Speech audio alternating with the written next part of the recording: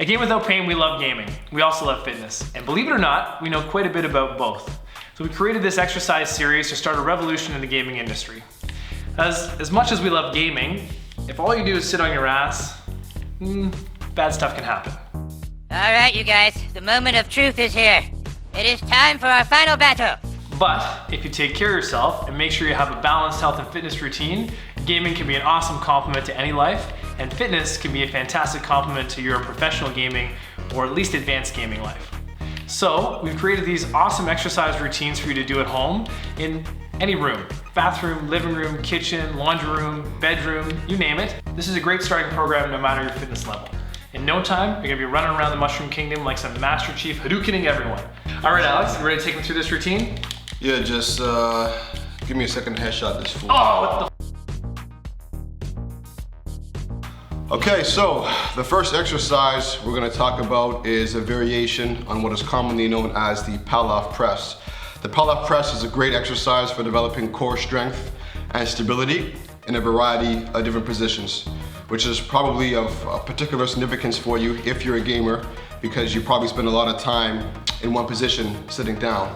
But it's important to remember that good posture and having good posture is the changing and dynamic thing, and you want to be able to have good posture in a variety of different activities and contexts in your life. Okay, so to perform this exercise, you're gonna need a resistance band, which we have here. And we're gonna start it in a full kneel position. I like a full kneel position for gamers for a couple of reasons. One of them is that it puts the hip flexors on stretch. We sit a lot, so these guys tend to get shortened in the full kneel position, give a chance to get some length in the hip flexors. Number two, the hamstrings are shortened, and so because of that, you only really have your glutes to help provide some stability, and it's a good chance to get some activity in the glutes, which we are normally sitting on, and they don't get too much attention. So to start this exercise, you're gonna take the band and wrap it around the railing, or any apparatus that you have in your house, doesn't really matter what it is. And we're gonna start by Mark holding it, and before he actually presses the band out, which is what the Palof Press is, I want to talk about a few things that are key to performing the exercise well. So the first thing is our abdominals. You want to really crunch down on them and think about bringing your ribs closer to your hips for that purpose. So you don't want to have any sort of rib flaring where you're up back here. You want to really hunker down and get the ribs and the hips close together so your abs are squeezed. Second thing is, while maintaining that, you want to have the chest up and the shoulder blades squeezed together. The third and final thing is you want to make sure that your hips are tucked underneath you. So this third point about having the hips tucked underneath you is a really important point of emphasis. So I want to take a minute to kind of hammer that into you guys. So when we say that we want our hips underneath us, and I'll take a second to demonstrate, we don't want to have our butts sticking out in this position. Now because we tend to sit a lot, oftentimes what happens is we end up living in that position with our butts really sticking out. And this position, it's impossible to get your abs activated properly, and it's impossible to get your glutes activated properly. We want to take us from a position of having our butts sticking out, or what's called a forward or an anterior pelvic tilt, and just draw them in underneath us. And that will do a couple of important things. The moment you bring the hips back from being too far behind us to forward, you're gonna automatically have a lot more activation in your abdominals and the glutes as well. Okay, so we have all those 3 points covered. Hips underneath us, ribs and hips close, and chest up. What Mark is gonna do now is he's going to maintain that position, and he's going to push that band out straight ahead. And that's the press part of the Palof Press. So it can be done as he's showing you right now, where you push out and come back in. It can be done where you push out, hold for a short period of time, maybe 5 or 10 seconds, and come back in. And eventually we want to work to being able to push out and hold that position anywhere between 30 and 60 seconds before having to come back in. So it's tougher than it looks, and if you're uncomfortable with performing it, holding out for 30 seconds or more, that's cool. Like I said, break it down and sort of work your way up to it 5, 10, 15 seconds at a time before going for the full 30 seconds or a minute. All right, so we performed the Palof Press in the full kneel position. And I said earlier in the video that you want to do this exercise in a variety of positions to learn what it is to have good posture in more than one position or place. So going from the full kneel, the progression would be going into a half kneel. We've got one knee on the ground and one foot on the ground. You perform the press the same way. Chest up, ribs and hips close, and hips tucked underneath. Progressing from that further, then you'd have standing. Right? Full kneel, half kneel to standing. Mark, show up, stand up and show. And this would be the final, or one of the final, more difficult progressions to perform. You're less stable and you're standing up, so now your core has to work a little bit harder than it did when you were close to the ground. So after the Palof Press, the next exercise we're going to look at is the plank. So for the plank, we are working the same muscle groups as we were in the Palof Press with the same points of emphasis. Abdominals engaged so our ribs aren't flaring, but they're tucked down. Shoulder blades pulled down and together. And also we want our hips, once again, not to be in an anteriorly tilted position with the butt sticking out. We want to have our hips underneath us in a posterior tilted position where the glutes are really hard and engaged. Also, because we're horizontal, we want to make sure that our neck, our cervical spine is not extended like he is over here, but rather neutral. Okay, so this would be a standard plank position. And if you can get good enough at this plank to do it for 30 to 60 seconds at a time, you want to move from there to going to 2 minutes at a time. It's tough to go for that long, but again, build your way up. Start with 10 seconds, 15, 20 to 30, and so on and so forth. So once you can hold a standard plank for about 2 minutes, once again, tough to do, but build your way up to it. We want to work on actually increasing the lever or the length of the plank to make it more difficult. And to do that, you just simply move your elbows forward so that way they're not under your shoulders directly, but slightly a couple inches in front. And you can continue to do that to make the plank more and more difficult. Okay, so this third core exercise works the same muscles against the plank and the Palof Press, but yet in another position. And this one's called the Deadbug. So essentially, what Mark's gonna do is he's gonna lie here flat, as you can see, on his back. He's gonna raise his legs up so that his hips are bent to 90 degrees and his knees are bent to the same. And he's gonna take his fingers and he's gonna place them just on the sides of the small of his back. We want his fingers here so that way he can gauge and measure how close his low back is to the floor, and you'll see why in just a moment. So to perform this exercise, once you're all set up, what you're gonna do is you are going to lower the heels to the floor, but to do so, you're going to bend the legs or the hips from the actual hip itself and not from the lower legs. So keep these guys at 90, and the angle of the hip will increase as you lower the heels down to touch the floor and you bring them back up. The fingers are underneath the small of the back, so that way we can measure when it is our backs lifting off the floor. The goal is to get the heels all the way down to the ground without actually having your back lift off the floor. Once you can do that for a set of 10, you can increase the difficulty of exercise by actually increasing the angle at the knee, going from 90 maybe to something like 100, and eventually all the way up to a straight knee, and then you can lower your legs all the way to the floor in the same way, without having your back come off the ground, heels touching, and come back up. Okay, so our next exercise in this series is gonna be the Goblet Squat. Now, for a Goblet Squat, you wanna have some sort of external load or heavy object to hold. If you don't have a dumbbell or a kettlebell at home, that's fine. You can replace that with a jug of water or maybe even a teammate, you know, if you're used to carrying them anyway, sort of like I usually do with Mark. But in this example, we're gonna use a kettlebell because that's what we got. So the Goblet Squat is effective for gamers in particular for a couple of cool reasons, and I'll go over them right now. Mark, hold this.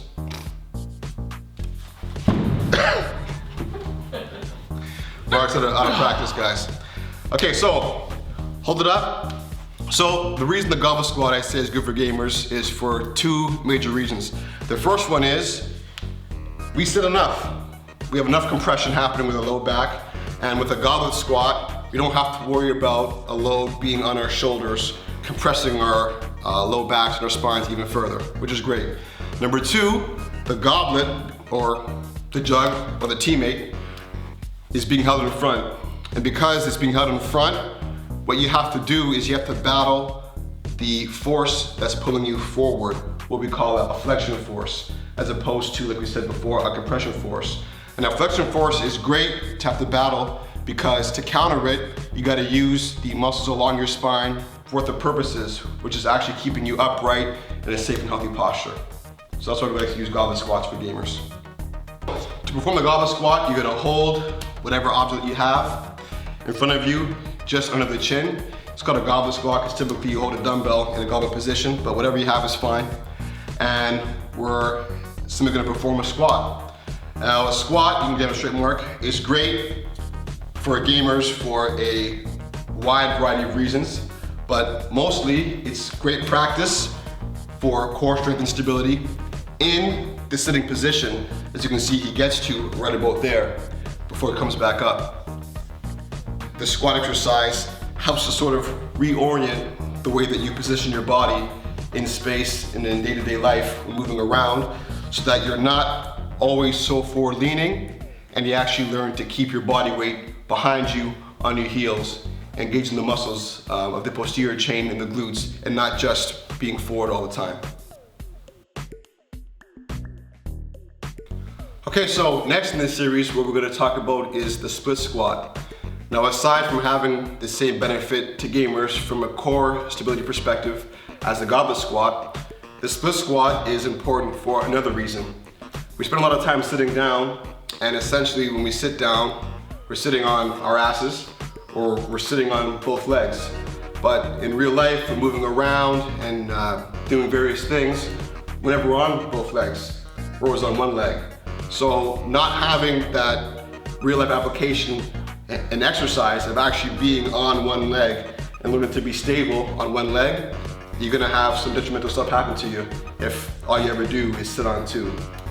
So we're talking about split squat, and the split squat is very simple. You're taking a stagger stance, 1 foot in front, 1 foot back. Everybody's a little bit different. If you're a guy who has longer legs, you're gonna have to take a wider stance. If you got more narrow legs, take a more narrow stance. So for this one, all we're gonna focus on doing is dropping that back knee and coming up.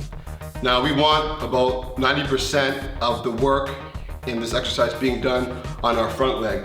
The back leg will contribute a little bit, but it shouldn't contribute too much, and you don't want to contribute too much because the knee over here is at a big disadvantage mechanically, and if you try and put too much weight on this leg, you're gonna have a little bit of knee pain.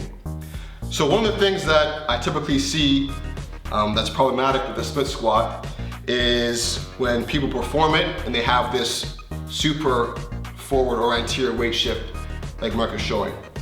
And you just don't want to have that position most of the time for most people, because it will be uncomfortable for your knees as well. So one thing that you can do to help negate that problem is to get a desk or a chair or a couch, whatever it is. And what you're gonna do is you're gonna actually block off the movement forward of that shin. And with that table or whatever apparatus you have there, all you have to focus on is really keeping that shin vertical and dropping that back knee so you don't have that forward shifting. You can keep your knees safe and healthy while performing the exercise. Our next exercise in this series is called the hip hinge. And the hip hinge is great for gamers once again, because when we sit for long periods of time, as you can see, my knee is bent, like it always is when sitting, and as such, our hamstrings tend to get short and tight here around the knee. But the hip hinge gives you a chance to get some length in the hamstring and actually put it on stretch. Aside from that, it also helps to develop a lot of strength in the glutes and hamstrings as you perform the movement coming up from the bottom, and that will do you a world of good when you're usually sitting in a position where your glutes are stretched, and like I spoke about before, they're not as strong, they're weak because they don't get a chance to get used as much. So, perform the hip hinge. What we're going to do is we're going to take a band and you're going to step on it. So put it on the ground, step on it, so it's that way it runs under the middle of your feet. And you're gonna grab it, one on each side, as you can see Mark doing over here. And you're gonna grab it at the bottom position of the hinge, show Mark. Stay there for a second, so that way it's actually a little bit taut. You got some tightness in there to give you the resistance. So to perform the hip hinge, once you have the bands at the top, you're gonna drive the hips backward so that the knees are slightly bent, but they don't bend so much that they go beyond the toe and actually become more of a squat pattern. You want it to remain a hip hinge. So it's hip dominant, not knee dominant. Slight bend in the knees only, they're before the toes, and we just focus on displacing the hips backward, forcing that hamstring stretch and that glute stretch, and then subsequently getting a good hamstring contraction, glute contraction on the way back up. Now the bands may make the exercise too tough for you. You know, if you find it's too difficult to perform the hinge with the bands, that's okay. Take the bands away and just focus on performing the actual movement, which is just displacing the hips and getting into that nice position where our knees are slightly bent and our hamstrings are lengthened. So a couple key points on performing the hip hinge, which are very similar to some of the other core exercises that we were talking about in this series. Number one, you want to make sure that when you finish the hip hinge, you finish with your hips in that nice posteriorly tucked position and not with the butt sticking out too much. Right, performing the hip hinge here will be even worse for you than performing the Palof Press here or anything like that, because now you have a load that you're using underneath you and your low back's gonna feel that. So you wanna make sure when coming up in the hip hinge and finishing it, you finish with the hips underneath you, especially in the hip hinge, and not too far back behind you. Okay, so besides making sure we finish in that nice posterior type position with our hips underneath us, we wanna also make sure that our low back is flat. A lot of times you'll see people perform this exercise and they round in the low back, which is just as bad as having your hips out. So we wanna make sure that we keep our backs flat and our abdominal muscles engaged so you don't have that problem. All right, so next we are going to look at the push-up. The push-up is essentially a straight arm plank. I mean, that's all it is, really. So you're gonna have your hands under your shoulders and they're gonna be a little bit wider than your shoulders. So they're under your shoulders in terms of distance, but they're gonna be a little bit wider in terms of their displacement and width. Right, so after we have that, then you're gonna get your legs extended outward fully. And once again, here we find ourselves in that plank position, like I said. And what do we wanna have with our hips? We don't wanna have our hips here anymore. We wanna make sure that they're tucked underneath us and that our glutes are engaged. Abs are engaged. And from here, all Mark's gonna do is he's gonna squeeze his shoulder blades together as he bends his elbows and brings his chest to the floor while maintaining that posteriorly tilted plank position. So there is a tendency often in doing the push-up to sort of extend the neck or sort of extend the cervical spine. We don't want that. We want it to look just like it does in the plank, which is a nice straight neutral neck or cervical spine. So make sure that you tuck your chin towards your chest. A cue that I like to use is to chase your collarbone with your chin to make sure that you have a nice straight neck performing the push-up.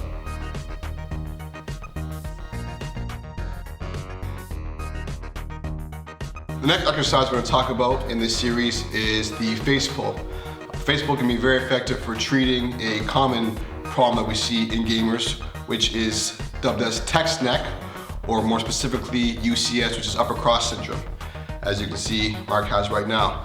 And Austin will touch more on this in our corrective exercise series, but for now, what you need to know is that it's something that we don't want: shoulders forward, neck forward, and we want to train to get out of that. So the face pull is a great help.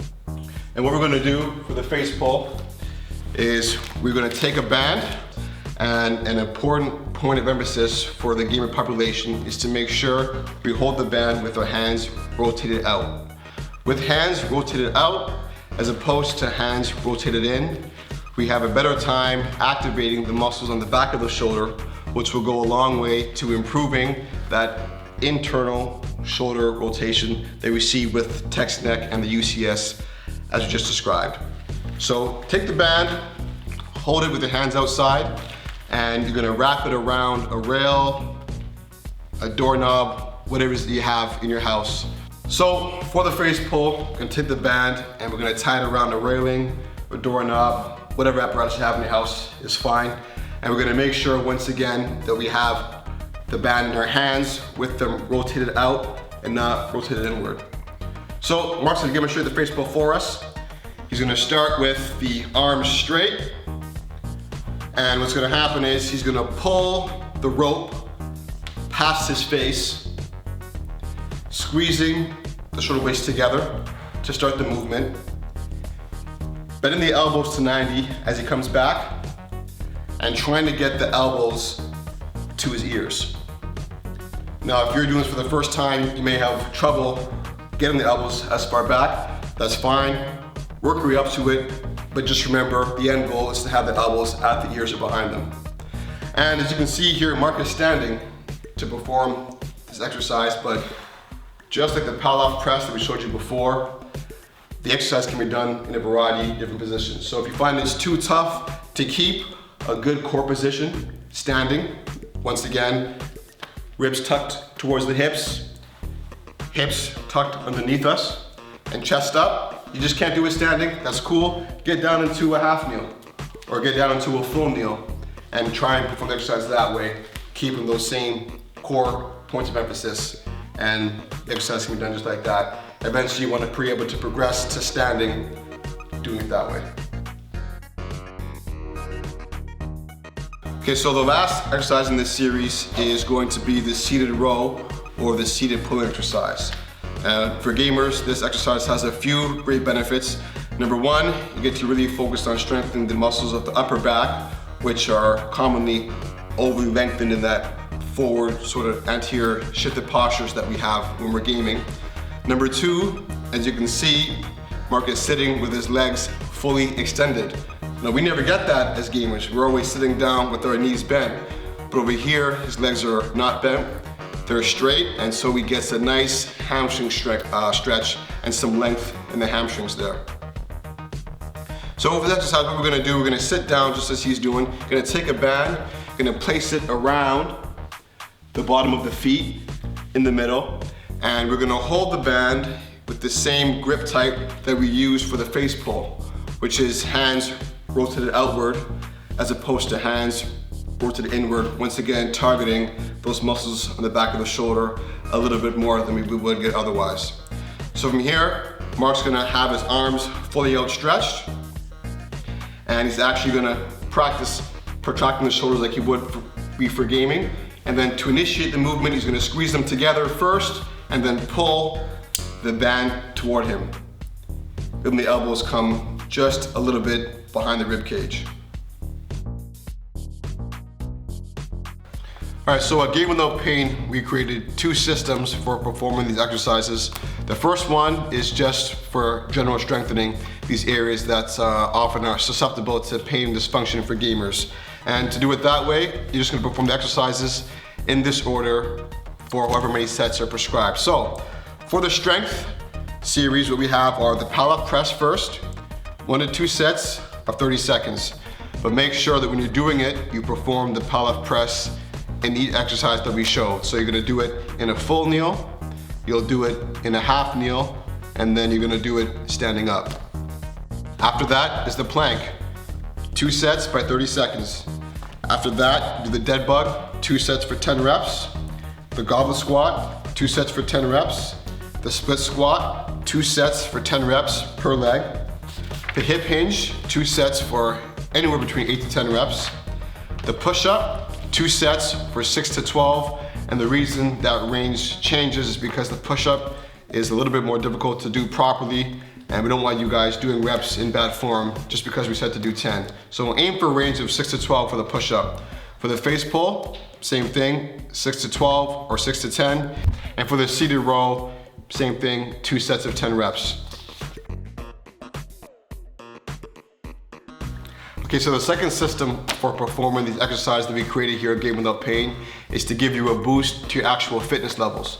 So if you've already mastered the form in performing the exercises for strength, what you're gonna do is you're gonna take those same exercises and perform them in a different order. Essentially, you're gonna go upper body, lower body, core, upper body, lower body, core, or any mix of the such exercises that just gives you different areas for each consecutive exercise. So what we have for you is first, once again, the Palof Press. After that, from the Goblet Squat. After that, you do the push-up. After the push-up, do the split squat. After the split squat, do the plank, then the face pull, then the hip hinge, then the dead bug, followed by the seated rowing or pulling exercise. And for each of those exercises, you're also gonna increase the amount of sets that you'll do. So keep the reps the same, anywhere from 6 to 12 per exercise, but you're gonna increase the number of sets. So maybe you'll do anywhere from 3 to 5 cycles for fitness as opposed to 1 to 2, which was for strength. All right, that's it for this video. And really guys, the exercises are supposed to be simple and smooth. So if you're not sure what you're doing, follow the notes below, but take your time and get the movements down right. Now, the next video is gonna be on, Alex, what's the next video? Nutrition, Scott. Yeah, thank you so much. The next video is on nutrition, so follow along. If you have any questions, reach out to the Facebook group. In the meantime, I'm gonna pull these guys. Where's my controller? Oh, I'm just playing against bots right now. You can just do that. No, you can't.